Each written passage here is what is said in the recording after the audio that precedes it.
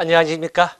사회복지사 1급을 담당하는 고병갑입니다. 이번 시간에는 인간행동과 사회환경 중에 10문제, 최소한 10문제를 차지하고 있는 발달기초를 시작할 겁니다. 그래서 제5장 인간 발달 단계에 해서 설정을 했습니다. 모든 학자들이 똑같은 표현을 쓰고 있지는 않지만 보통 인간 발달 단계를 임신 중이라고 하는 태아기 또는 태내기라고 합니다만 임신 중 후 태아기, 그리고 출생한 신생아기부터 시작해서 영아기, 그리고 유아기를 둘로 나눈 분도 있고 하나로 나누기도 하지만 보통 둘로 나누어서 우리가 어린이집 단계라고 할 수 있는 소위 유아기 초기라고 이렇게 볼 수 있는 걸음마기, 그리고 유치원 단계라고 할 수 있는 학령 전기, 그리고 초등학교에 입학한 단계인 아동기나 학령기, 그리고 중고등학교로 이렇게 표현할 수 있는 청소년기, 그리고 나서 성인기로 넘어가는데 성인기를 초기, 중기, 후기로 나누어 설명할 적에 성인 초기, 청년기, 일부 책에서 그냥 성인기라고 씁니다. 다음에 성인 중기, 중년기, 성인 후기, 노년기로 나누어서 최소한 한 문제가 나온다 해도 8문제가 나오게 되고 일부 영역에서 2문제가 나옴으로써 10문제에서 12문제까지를 차지하는 경우도 있다는 것을 알아주시면 되겠습니다. 자, 여러분들 거기 보시면 먼저 우리가 전체 단계를 에릭슨의 단계를 가지고 한번 정리를 했습니다만은 인간 발달 단계. 인간 발달 단계는 이미 에릭슨의 신자, 죽은 자, 친생자의 단계를 가지고 설명해 봤습니다. 그러면서 프로이드의 발달 단계, 심리성적 발달 5단계도 정리해 봤고, 또 그러면 피아제의 인지 발달 4단계도 같이 정리를 해 봤고, 또 우리가 일반적으로 바라보는 인간 발달 단계의 표현도 같이 정리를 해 봤습니다. 자, 이제는 우리가 이제 에릭슨의 단계를 넘어나서 본다면 태아기, 임신 중이라고 할 수 있는 태아기, 다음에 영아기, 신생아기와 젖먹이 시기라고 해서 영아기, 그리고 아동 전기, 아동 초기의 입장을 유아기라고 표현하는데 한자가 달라서 그다음 유아기를 2개로 나누어서 하나는 유아기 초기의 개념으로 설명할 수 있는 걸음마기, 그리고 학령 전기, 이렇게 유치원단, 학령전기라고 하는 유치원 단계 해서 2개를 유아기로 이렇게 나누어 설명할 수가 있습니다. 걸음마기는 어린이집 단계 정도 수준으로 보시면 되는 거고, 학령전기는 유치원 단계 정도로 이렇게 보셔서 나이를 설정하시면 됩니다. 다음에 학령기는 아동기라고도 이렇게 보통 출제가 되지요. 아동기. 다음에 청소년기. 그리고 성인기로 넘어가서 성인 초기, 중기, 후기에서 청년기를 일부 책에서 그냥 성인기, 마치 사람이 된 이렇게 해서 성인기라고 표현도 하지만은 나이를 설명할 겁니다. 다음에 중년기, 그리고 노년기, 이렇게 9개의 단계로 나누어서 출제가 되곤 합니다. 최소한 한 문제씩은 나온다라고 보더라도 우리가 벌써 9문제가 되지 않겠습니까? 일부 영역에서 2문제가 나오게 되면 10문제에서 12문제까지도 출제가 된다는 것을 알아주시면 됩니다. 여기는 당연히 임신 중을 말하고 있는 거고, 영아기라고 하는 것은 출생부터 시작해서 보통 인지발달 단계에서는 24개월까지도 이렇게 설명합니다만 보통 이렇게 1살 이렇게 하겠습니다. 다음에 2살, 24개월, 그 젖먹이 시기. 요즘엔 젖먹이 시기에 대한 이유식이 발달을 해서 그 기기가 좀 짧아지고는 있습니다만 어떤 2살, 다음에 걸음마는 2살에서 3살, 보통 어린이집 단계라고 설명한다고 그랬지요. 학년 경기는 3살에서 한 6살에서 유치원 단계. 그리고 여기는 7살에서 12살. 청소년기는 13살에서 청소년 기본법에 의한다면은 24세까지도 보고, 또 청소년 보호법에 의한다면 만 19세 미만 그렇고 있습니다만 여단 18세에서 24세 하기 때문에 이것은 꼭 굳이 나이 암기할 건 아니고. 자, 여기 3개의 시기는 성인기의 개념으로 이렇게 설명할 수가 있습니다.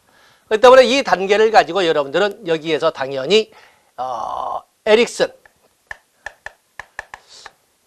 에릭슨의 신자, 죽은 자, 친생자의 단계를 같이 설명해 보셔야 되고, 프로이드의 심리 성적 발달 단계 5단계도 같이 설명하셔야 되고, 또 화면상 그렇습니다만 또 장 피아제의 피아제의 인지발달 4단계도 같이 여러분 손으로 정리할 수 있어야 되겠습니다.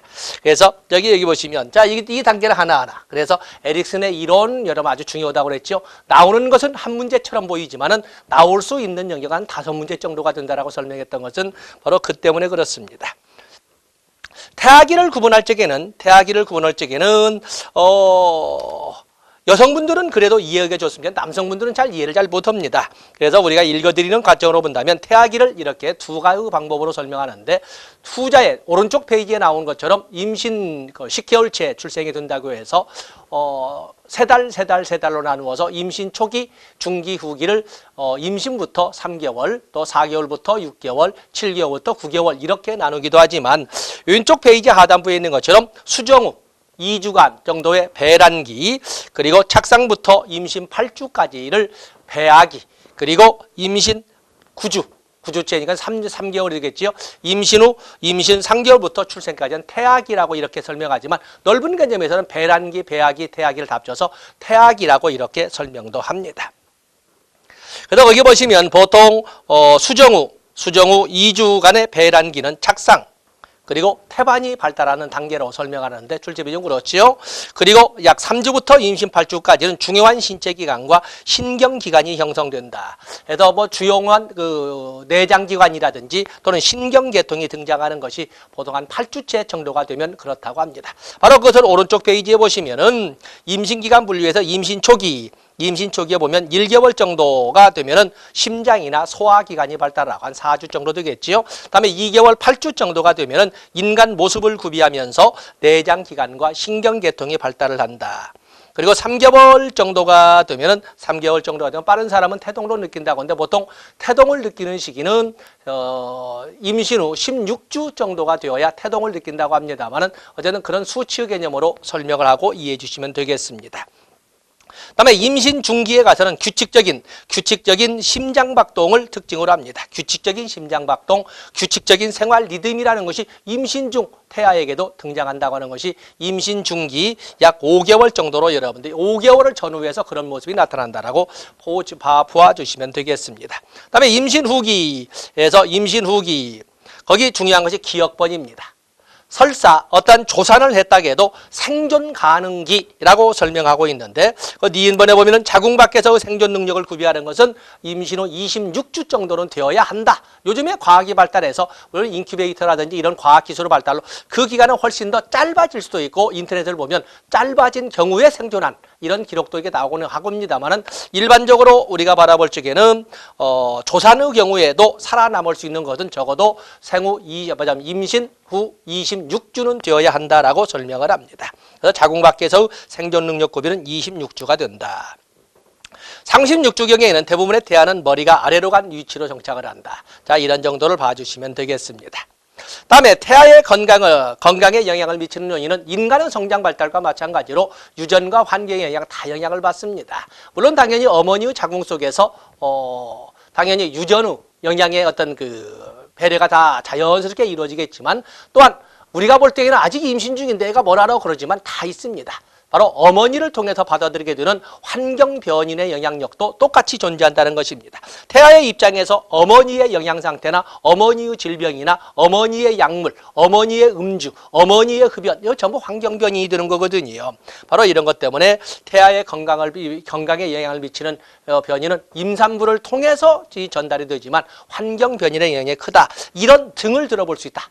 그 중에 거기 보시면 환경 공해도 당연히 이해할 수 있지만 7번 부모의 사회경제적 지위도 대단히 큰 영향을 미친다는 것을 알아주셔야 됩니다. 어쩌면 우리가 말장난이 되겠습니다만은 부모의 사회경제적 지위가 안정적이고 사회통념상 인정받을 수가 있다면은 그 부모가 갖는 어떤 평안함 또 편안함 이런 정신건강의 어떤 우월함이 태아에게도 분명히 미칠 것이고 어떤 사회경제적 지위가 낮은 입장 언제나 불안 속에서 살아갈 수밖에 없는 이런 낮은 집단에 있는 부모의 임신 중인 이 태아의 입장에는 그 불안감이 환경 변인으로서 태아에게도 태아의 정서적 이런 안정 상태에 영향을 미칠 수 있을 것이다. 이렇게 하는데 요즘 과학자들은 보통 부모의 사회경제적 지위도 태아의 건강에 영향을 미치는 변인으로 이렇게 설정을 하고 있습니다. 그다음에 태아기 검사에는 양수 검사, 뭐 육모 생체 표본 검사, 초음파 검사, 산모 혈액 검사 등등 많은 검사, 또는 뭐 풍진 감염 검사 이런 등등의 많은 검사들이 요즘에는 다 등장을 하고 있습니다.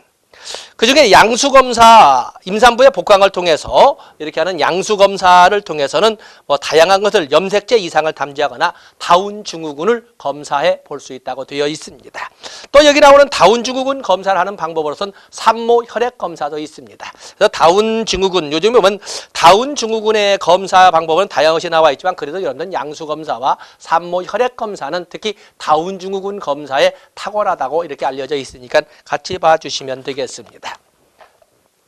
다음에 페이지를 넘어가 보시면 태아기의 발달장애가 나와 있죠. 거기가 바로 한 문제 나오는, 그래서 태아기의 발달장애와 태아의 유전성 질환과 같은 경우에는 그냥 한 문제가 나온다. 지금까지는 대부분 나왔던 것이 태아기의 바로 발달장애가 나와 있는데 다운 증후군, 그리고 남자애에게만 등장하는 클라인펠터 증후군, 여자애들에게만 나타나는 터너 증후군, 또 그런가 하면 뭐 페닐케톤노팅이나 묘성 증후군 이런 등등도 있다는 걸 봐주시면 되는데 최소한 우리는 다운 증후군, 클라인펠터 증후군, 터너 증후군 세 가지는 꼭 가지고 가셔야 되겠다.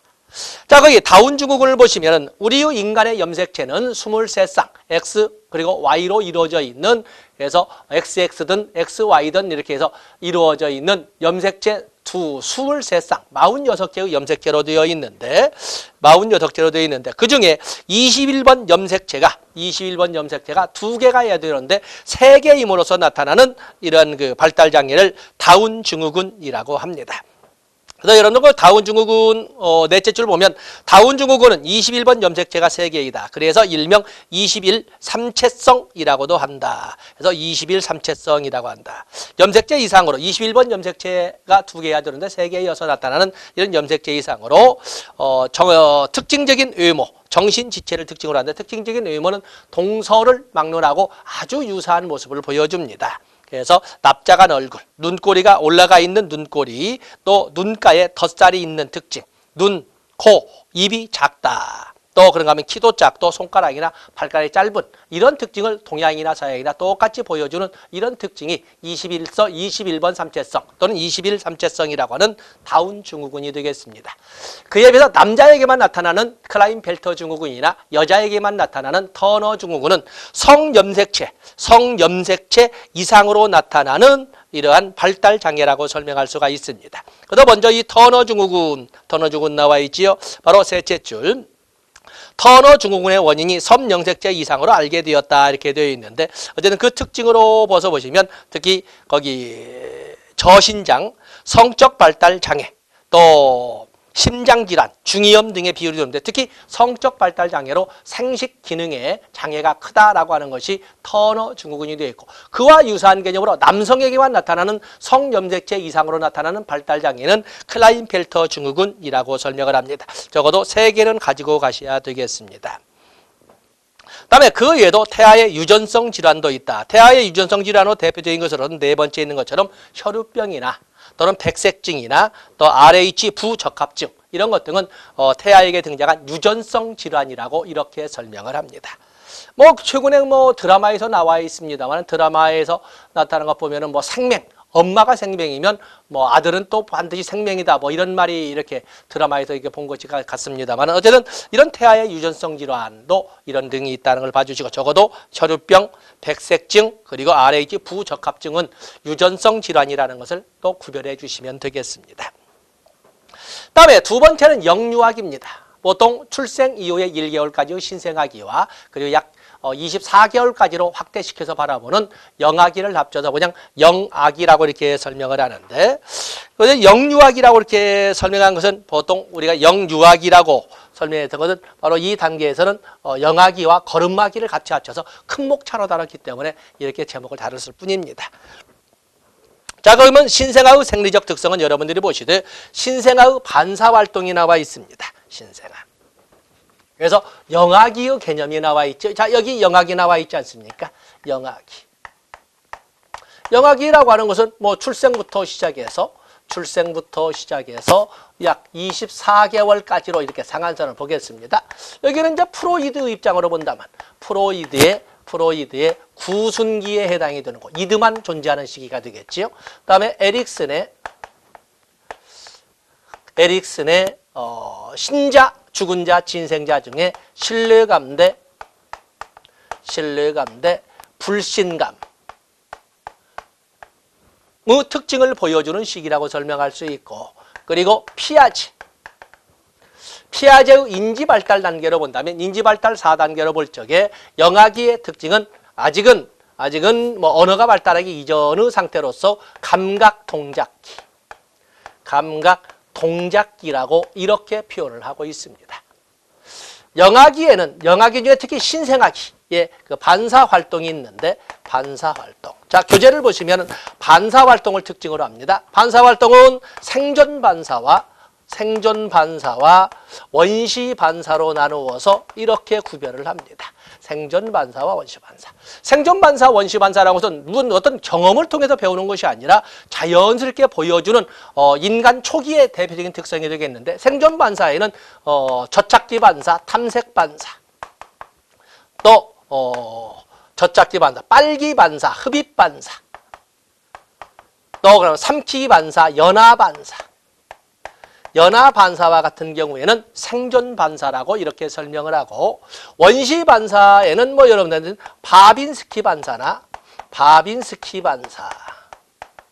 또 그럼 모로 반사, 또 파학 반사, 쥐기 반사지요.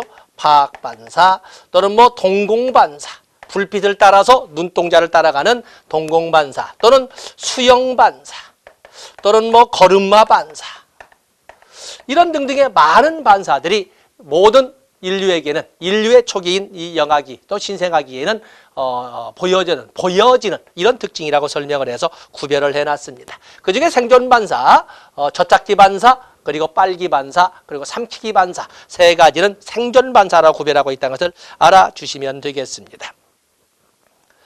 또 그런가 하면은 그 영아기에 보면은 영아기 밑에 박스로 있습니다만 구강기, 또 에릭슨의 신뢰감 대 불신감 시기, 감각동작기에 있고, 신체 발달로 본다면 물론 신생아기에 여기에 해당이 되겠습니다만은 신체적 측면에서는 제1급등기라고 합니다. 눈 감았다 뜨면 애들은 부쩍부쩍 커나가거든요.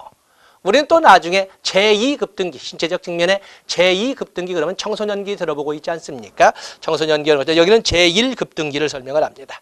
중요한 것은 거기 보시면 인지발달과 사유성 발달을 봐야 되는데, 인지발달, 아직은 애들이 신생아나 영아는 언어가 발생하기 이전의 상태이기 때문에 옛날에는 잘못된 생각을 했죠. 말을 못하는 애들은 머리도 없고 인지 능력도 없고 또 그런가 하면은 고통도 모른다 이렇게 착각했는데, 그걸 피아제가 부정을 하는 겁니다. 아니다. 말을 하지 못해도 인지 능력은 존재를 한다 라고 설명하는 거예요. 그래서 거기 보면은 이 영아기 말을 할 줄 몰라도 목적의식이 분명하다. 수단과 목적의 관계에 따라서 정신적 조작이 가능하다. 그리고 반복적 경험과 실험을 통해 현상들 간의 예언적 관계를 학습할 줄 안다. 애들이라고 무시하지 마라. 또 그런가 하면은 생후 24개월 정도가 되면 대부분의 이 영아들은 대상영속성, 사물의 대상영속성이 형성되게 된다라고 설명을 합니다. 거기에 보면 예언적 관계를 학습한다고 세 번째 적은 것처럼 생후 18개월 정도가 되면 행동 전에 사고를 통해서 행동 결과를 예측할 수도 있다. 예측을 하고 목적적 행동을 한다고 되어 있습니다. 목적과 수단과의 관계를 인식할 수 있으면서 또한 예언적 관계를 학습하고 행동 결과를 예측하여 목적적 행동도 할 줄 안다라고 봐주셔야 됩니다. 그리고 또 사유성의 발달은 가장 먼저 양육자, 엄마를 대부분 엄마를 대상으로 합니다만 양육자를 중심으로 갖게 되는 이런 어떤 애착이란 단어가 등장을 하는데, 바로 이 사유성 발달에서 가장 중요한 것은 바로 애착이라고 하는 것이 있습니다. 그래서 거기에 보시면 친밀하고 거기 빠져 있군요. 친밀한 정서적 유대감 중시, 거기 그 앞에다가 애착이라고 적어 놓으시면 됩니다. 애착. 그래서 영아기의 가장 중요한 사유성 발달의 표현은 애착이라고 합니다. 그래서 친밀한 정서적 유대감을 중시한다 해서 애착이란 말을 거기다 여러분들이 덧붙여 놓으시고, 대부분이 엄마를 대상으로 합니다. 엄마를 대상으로 한다. 바로 이 애착을 근거로 해서 등장하는 낯가림이라든지 분리불안이라는 특징도 영아기에 나타나는 특징이라고 봐주시면 되겠습니다.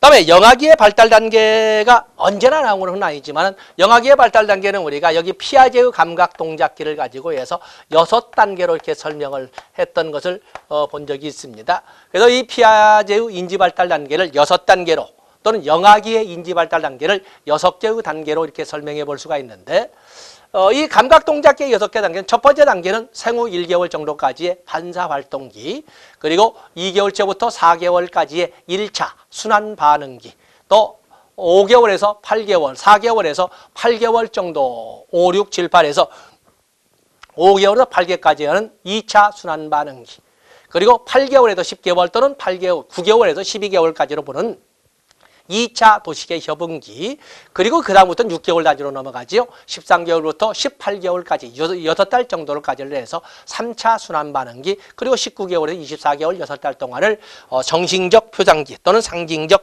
표상기라고 이렇게 표현을 합니다. 그 중에 여러분에게 모든 것을 암기라고 하지는 못하겠지만 어떤 이 단계는 여러분들이 꼭 가지고 가셔야 되겠습니다. 반사활동기, 1차 순환 반응기, 2차 순환 반응기, 2차 도식의 협응기, 여기까지는 4개월 단위로 이렇게 12개월이 갑니다. 그리고 5번째, 6번째 단계는 6개월 단위로 3차 순환 반응기, 그리고 상징적, 정신적 표상기 또는 통찰기라고 설명을 합니다. 그래서 거기 나오는 특징 쭉 보시되 순환이라고 하는 말은 반복이라는 개념이라고 여러분들이 이해를 해주시면 됩니다.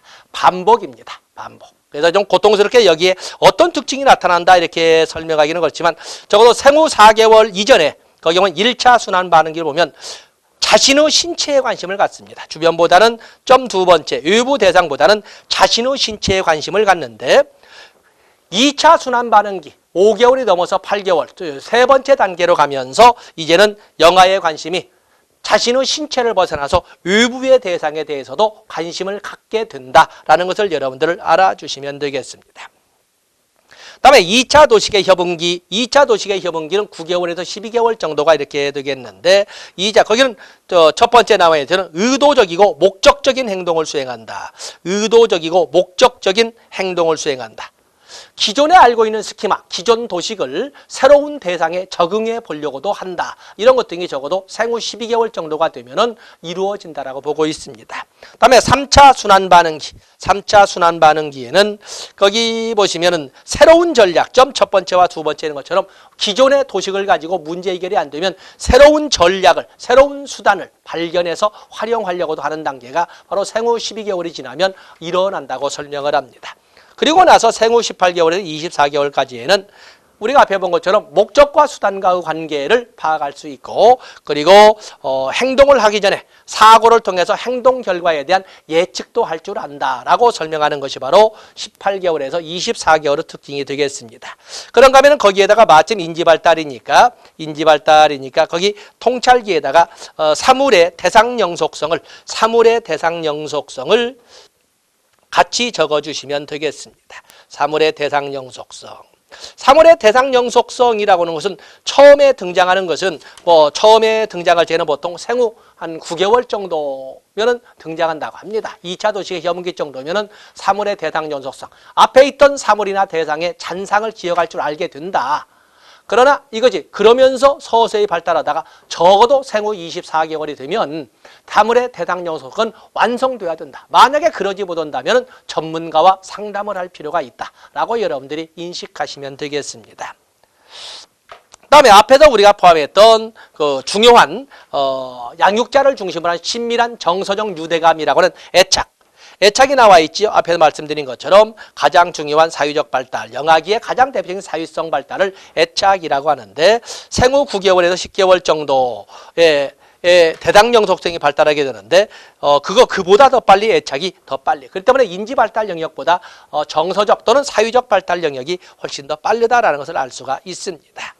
그래서 봐주시고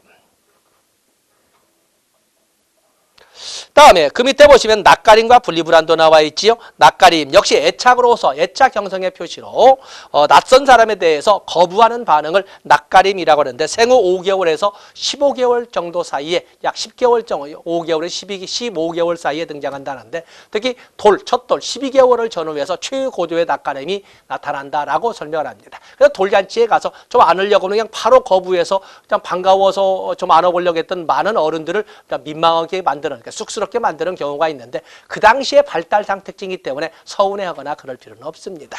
그에 비해서 분리불안은 보통 대상형 속성이 등장하는 생후 9개월 정도에 이렇게 등장하고 그리고 15개월 정도에 절정에 달하고 24개월 정도가 되면 소멸된다고 되어 있습니다. 자, 이런 것이 우리가 영아기에서 바라볼 수 있는 특징. 자, 여기 보시면 적지 않은 것이 반사활동, 또 그런가 하면 애착으로 인해서 나타나는 낯가림과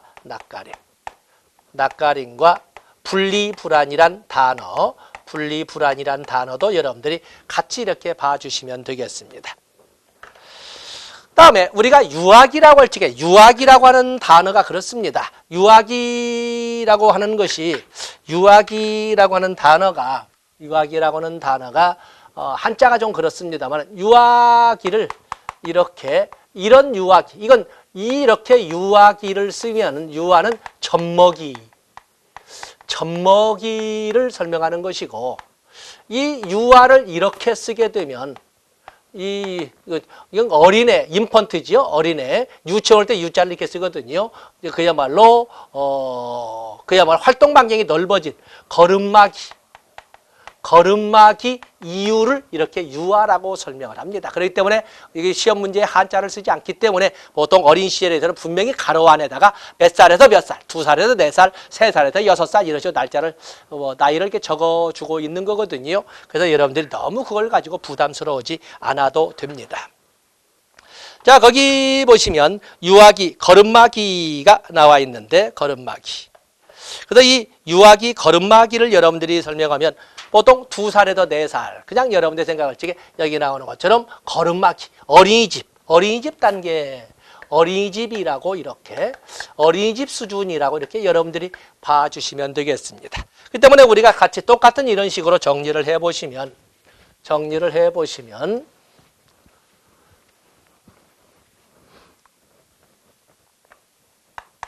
보통 유아기, 2살에서 4살 정도의 유아기는 프로이드로 본다면 프로이드의 학문기를 말하고 있는 거고 그리고 에릭슨의 단계로 설명한다면 신자, 죽은 자, 진생자, 자율성대, 수치감이나 회유 단계로 설명할 수가 있고 그다음에 피아제의 인지발달 단계로 본다면 이 전조작기는 2살에서 7살인데 전조작기 중 전개념기, 초기인 전개념기에 해당이 된다라고 설명할 수가 있습니다. 자, 유아기에는 특히 언어가 발생하지 않습니까? 언어가 발생을 한다.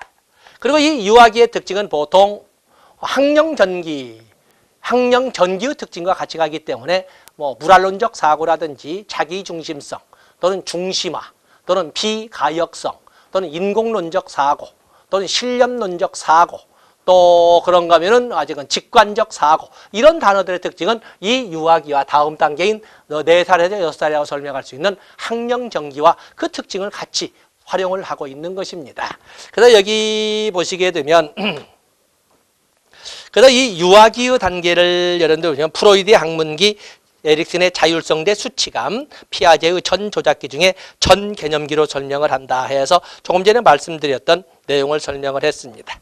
그러면서 신자, 죽은 자, 자율성대 수치감이 있는 것처럼 자기 주장이 강해지는 자기 때를 쓰게 되고 자기 주장이 때를 쓴다라고 하는 것은 자기의 주장을 분명히 그러나 힘의 논리에 의해서 자기 맘대로 안 될 때 때를 쓰게 되는 거거든요. 그러니까 부정적으로 오지 마시고 자기 주장이 강해지는 시기라고 이런 단어를 여러분들이 봐주시면 되겠습니다. 오른쪽 페이지에 보시면 2번에 2번 2살 반 정도 24개월에서 한 30개월 정도가 되면 유아는 20개의 유치를 모두 가지게 되고 그리고 5살 정도가 되면 유치원이 끝날 무렵이 되게 되면 영구치가 나온다. 이런 것도 봐주시면 됩니다. 그다음에 유아기에는 다양한 자조 기능이 발달하게 된다. 대소변 가리기, 숟가락, 젓가락 사용하기, 혼자 옷 입고 옷 벗기, 또 그런가 하면 단추나 지퍼를 열고 닫기, 신발 신고 벗기. 자, 이런 등등의 자조 기능이 발달한다. 그래서 자기 주장도 강해지고 자조 기능이 강해진다. 신자, 자율성 대 수치감을 당. 그때 자꾸 혼을 내고 못하게 하면 수치감이나 인생에 대한 효유감, 어른스럽지는 못하지만 효유감을 느끼게 된다. 비관적이 된다라고 설명을 하고 인지발달 특징 조금 전에 말했던 거 설명했습니다. 다음에 정서 및 사유성의 발달 보시면 다른 건 다 좋습니다. 4번에 보면 바로 이 유아기. 어린이집 단계에서 친구의 우정이 시작된다. 우정이 시작된다. 그리고 상징론적 사고, 사물의 정신적 대치 현상에 의해서 상징 놀이를 즐기게 된다 해서 거기 정서 및 사유성 발달에 대해서는 우정의 시작과 그리고 상징 놀이에 액센트를 주시면 되겠습니다. 그리고 나서 이제 학령전기로 넘어가면 유치원 단계가 되겠는데 유치원 단계는 피아제의 발달 단계로 본다면 유치원 단계는 당연히 세 번째 남근기. 프로이드가 말할 적에 성격 발달의 가장 중요한 결정적 시기라고 해서 콤플렉스가 등장하고 거세 불안이나 남근 선망과 같은 영향력이 성인이 되어서까지 존재한다고 하는 바로 남근기가 시작이 됩니다. 에릭슨의 단계는 세 번째 단계 신자, 죽은 자, 주도성 대 죄책감 또는 솔선성 대 죄책감의 단계가 되겠고 피아제의 인지발달 단계를 본다면 전 조작기 중에 후기인 직관적 사고기라고 이렇게 분류를 하고 있습니다. 그래서 여기 보시면 남근기이기 때문에 성기에 관심을 가지고 가치를 보여야 한다. 그 1번에 2번 성적 에너지 즉 리비도가 학문에서 성기 부위로 옮겨가서 학문기에서 남근기로 넘어가서 유아는 성기에 관심을 가지고 가치를 부여하게 된다. 그리고 이 남근기에는 프로이드의 이론을 본다면 슈퍼에고가 등장하는 시기이다. 그래서 성격 형성의 결정적 시기라고 보았다라는 것을 여기는 정리해 주시면 되겠습니다. 4번에 보시면 이미 프로이드 때 배운 것처럼 거기에 보면 오디푸스 콤플렉스나 엘렉트라 콤플렉스가 등장을 하고 6번에 보면 거세 불안이나 남근 선망이 나타나면서 유아 말기에는 동일시의 개념도 터득하게 된다. 이렇게 설명을 했습니다. 다음에 인지발달에서는 당연히 피아제의 전 조작기 중에 직관적 사고기, 인지발달에서는 그래서 사물의 정신적 대치를 통해서 사물의 정신적 대치를 통해서 상징놀이를 하던 애들이 이제는 집단놀이에도 관심을 갖게 되고 또 그런가 하면 인공론적 사고, 신념론적 사고 등이 이렇게 쭉 존재하는 특징으로 설명할 수가 있습니다. 그래서 그 3번에 보시면 언어 습득, 상징적 표상 능력, 개념적 사고, 수 개념의 발달. 그러나 4번 유목하는 곤란하다 이 말은 분류는 아직은 어렵다. 우리가 분류란 단어는 언제 나오냐면 바로 구체적 조작기라고 할 수 있는 아동기, 학령기에 등장을 하거든요. 바로 거기다 액센트를 주시면 되겠습니다. 그다음에 정서와 사유성의 발달이 나와 있는데 거기 바로 이 학령전기 유치원 단계가 되면 방어 기제라고 하는 적응 기제가 발달을 하게 됩니다. 적응 기제가 발달하게 된다. 그런가 하면 이 유치원 단계가 되면은 유치원 단계 학년 경기가 되면 통제, 자기 통제도 가능합니다. 그래서 환경, 충동에 대한 통제도 할 줄 알고 환경에 대한 지배력도 행사할 줄 압니다. 자기 충동에 대한 통제도 할 수 있고 또 그러면 환경에 대한 지배력도 행사할 줄 안다. 자기 통제에 액센트 주시고 그런가 하면 자기 중심성을 가지고는 있지만 자기 중심성을 가지고 있어서 다른 사람들도 언제나 자기와 똑같은 생각을 할 것이라고 자기 중심적으로 생각하는 그런 것에서 벗어나서 이제는 사유적 관점, 타인의 입장이나 타인의 생각도 고려해 볼 줄 알기 시작하는 이 단계를 학령전기라고 설명을 합니다. 그래서 사유적 관점 수용 능력, 타인의 입장, 관점, 사고, 감정을 추론하고 감정이입적으로 이해하는 능력인 사유적 관점 수용 능력에 따라 사유적 발달 정도가 결정된다. 그러면서 이 유치원 단계가 되면 성역할 정체감이 형성되게 된다. 그리고 이제는 어린이집 단계를 넘어서서 집단놀이를 하게 된다. 자, 이런 거. 집단놀이를 하게 되면 당연히 규칙을 숙지하기 시작한다. 규칙의 내면화 이런 단어들을 우리는 학령전개의 특징으로 설명할 수가 있습니다. 자, 여기 우리가 줄줄줄 설명했지만 한 문제씩이 다 존재하고 있는 뭐냐면 한 출제 되겠다라고 준비되어 있는 영역이라고 볼 수가 있습니다. 이 시간 여기까지 하고 다음 시간에 아동기와 청소년기에 대해서 설명해 보도록 하겠습니다. 고맙습니다.